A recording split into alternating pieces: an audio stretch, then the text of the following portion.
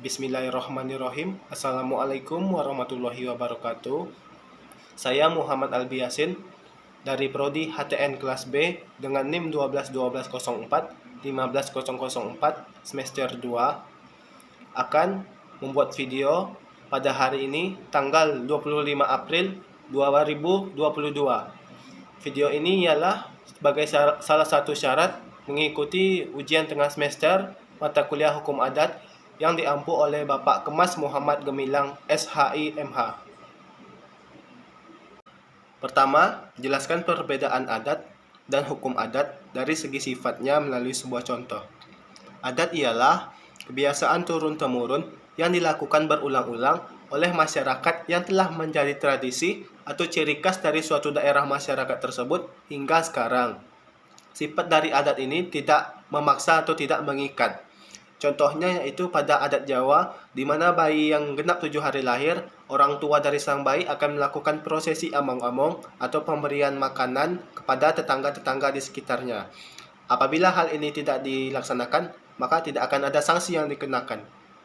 Kemudian hukum adat. Hukum adat ialah serangkaian aturan yang mengikat pada suatu masyarakat yang aturannya itu tidak tertulis dan sumber aturannya dari kebiasaan masyarakat tersebut yang tumbuh dan berkembang hingga kemudian diterima menjadi hukum secara turun-temurun.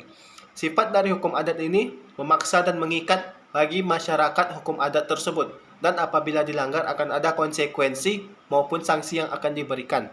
Contohnya pada hukum adat suku Minangkabau, di mana pernikahan satu suku itu tidak diperbolehkan karena mereka menganggap satu suku itu satu saudara dan saudara merupakan satu darah.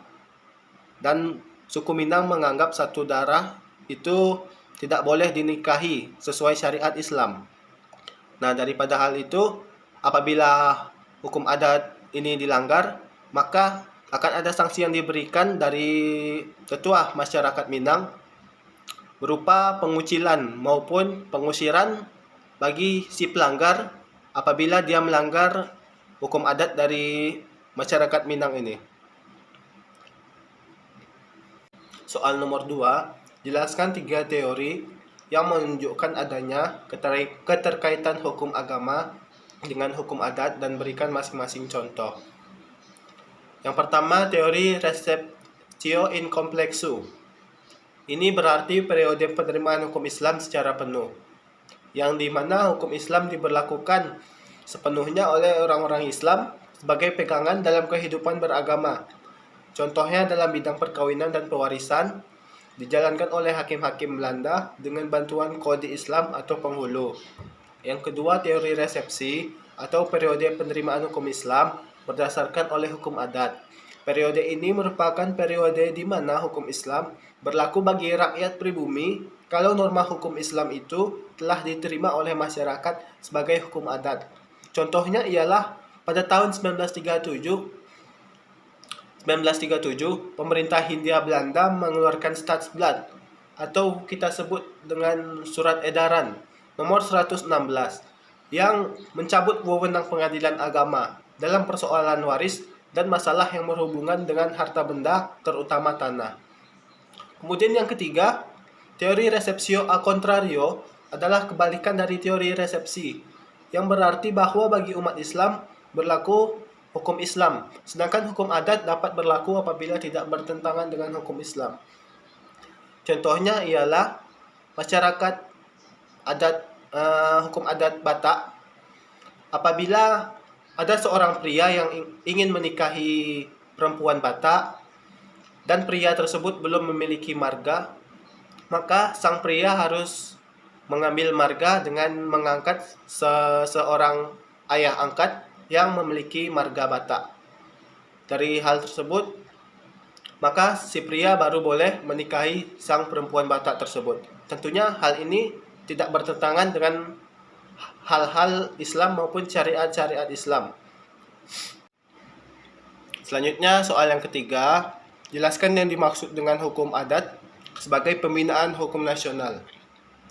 Yang dimaksud dengan hukum adat sebagai pembinaan hukum nasional adalah hukum adat menjadi salah satu unsur dalam membangun hukum nasional, karena hukum adat mencerminkan ciri-ciri watak, sikap hidup, dan pandangan hidup bangsa Indonesia yang mencerminkan jiwa dan semangat bangsa Indonesia.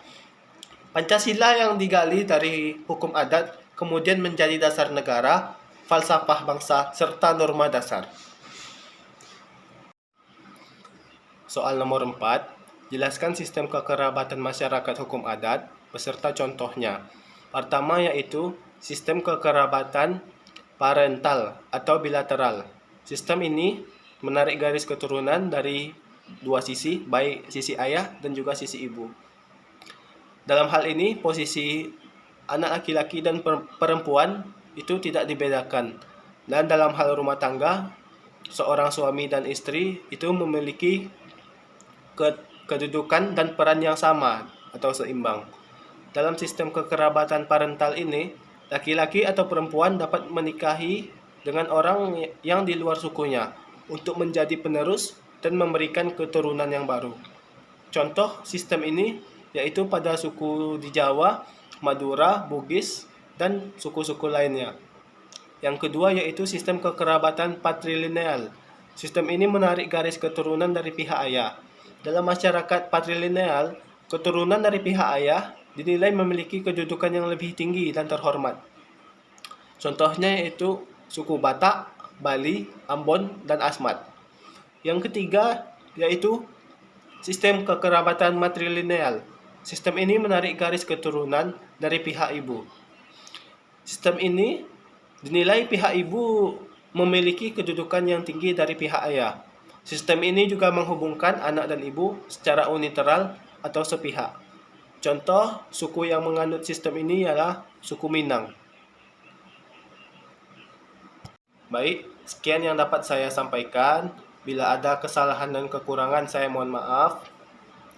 Dan saya minta bimbingan dari Bapak Kemas Muhammad Gemilang SHI MH sebagai dosen pengampu mata kuliah hukum adat ini untuk kedepannya. Sekian dan terima kasih. Wassalamualaikum warahmatullahi wabarakatuh.